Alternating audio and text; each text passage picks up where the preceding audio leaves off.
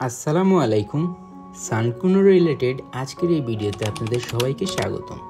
আজকের এই ভিডিওতে আমরা সানকুনোর সম্পর্কে আলোচনা করতে চলেছি। সানকুনোর সম্পর্কে বিভিন্ন ইন্টারেস্টিং ফ্যাক্ট এবং তথ্য জানতে হলে ভিডিওটি শেষ পর্যন্ত দেখতে হবে। তো চলুন শুরু করা যাক আজকের ভিডিও। সানকুনোর জনপ্রিয় এই পাখিটি পাখি প্রেমিকদের মন জয় করে ফেলেছে তার গায়ের সুন্দর রং এবং ডাকাডাকি করার দক্ষতার মাধ্যমে। এই সানকুনোর পাখিটি মূলত দক্ষিণ আমেরিকার স্থানীয়, বিশেষ করে ব্রাজিল, প্যারাগুয়ে এবং আর্জেন্টিনার দিকে এই পাখিটিকে লক্ষ্য করা যায়। সানকুনোর পাখির বৈজ্ঞানিক নাম হলো অ্যারাটিঙ্গা সোলসিস্টোলাইস। চলুন এবার কথা বলা যাক সানকুনোর পাখির বৈশিষ্ট্য নিয়ে। সানকুনোর পাখির আকৃতি মাঝারি, প্রায় 12 থেকে 14 ইঞ্চি লম্বা হয়। তাদের পালকগুলো অত্যন্ত রঙিন এবং উজ্জ্বল রঙের হয়। মাথা, গলা এবং পেটের অংশ উজ্জ্বল হলুদ এবং পিঠের অংশ সবুজ রঙের হয়। প্রায় অনেকটা আমের মতো দেখতে এই পাখিটি মানুষের সাথে খাপ খাওয়াতে অনেকটাই অভ্যস্ত। আচরণের দিক থেকে সানকুনোর পাখিরা অত্যন্ত সামাজিক এবং সক্রিয় পাখি।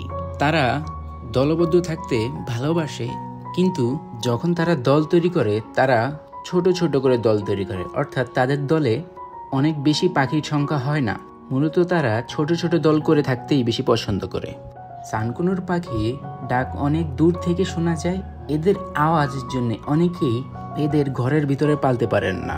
সানকুনোর পাখির খাদ্য তালিকায় প্রধানত বীজ, ফল এবং শাকসবজি অন্তর্ভুক্ত। তারা সাধারণত সূর্যমুখীর বীজ, আপেল, গাজর এবং অন্যান্য মৌসুমিক ফল খেতে ভালোবাসে। একজোড়া সানকুনোর পাখি পালার জন্য একটি বড় খাঁচা প্রয়োজন এবং সুরক্ষিত পর্যাপ্ত আলো বাতাস আছে এমন পরিবেশ নিশ্চিত করা প্রয়োজন। সানকুনোর পাখি গ্রীষ্মকালে ব্রিডিং করে থাকে এবং 3 থেকে 5টি ডিম দেয়। ডিম ফুটতে 24 থেকে 25 দিনের মতো সময় লাগে এবং ডিম থেকে বাচ্চা ফোটার 8 সপ্তাহ পর পাখির বাচ্চা নিজে নিজে খেতেও শিখে যায়। সানকুনোর পাখিকে বিভিন্ন রোগে আক্রমণ করতে পারে, যেমন ফ্লু, নিউমোনিয়া এবং পেটের বিভিন্ন সমস্যা। তাই এদের পালতে হলে মাসে বিভিন্ন কোর্স করাতে হয়, যেমন ভিটামিন কোর্স, ক্রিমি কোর্স ইত্যাদি। যাদের উজ্জ্বল পাখি, রঙিন পাখি ভালো লাগে তারা সানকুনোর পাখিকে খুব সহজেই পালতে পারবেন। কিন্তু এদের পালার সবথেকে বেশি ডিসঅ্যাডভান্টেজ হলো এরা অনেক বেশি শব্দ করে, যা অনেকের কাছে বিরক্ত স্বরূপ দাঁড়াতে পারে। তাই যদি আমরা একজোড়া অথবা একটি সানকুনোর পাখি পালতে চাই তাহলে আমাদের পরিবেশ নিশ্চিত করতে হবে যে আমরা এই পরিবেশে সানকুনোর পাখিকে পালতে পারবো। তবে এরকম চঞ্চল উজ্জ্বল টাইপের পাখি যদি বাসায় একটি থাকে তাহলে জিনিসটা খারাপ দেখা যায় না।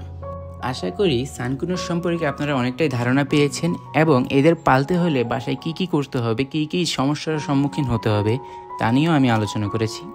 তো দেখা হচ্ছে অন্য কোনো একটি ভিডিওতে। ততক্ষণের জন্য ভালো থাকবেন, সুস্থ থাকবেন। আল্লাহ হাফেজ।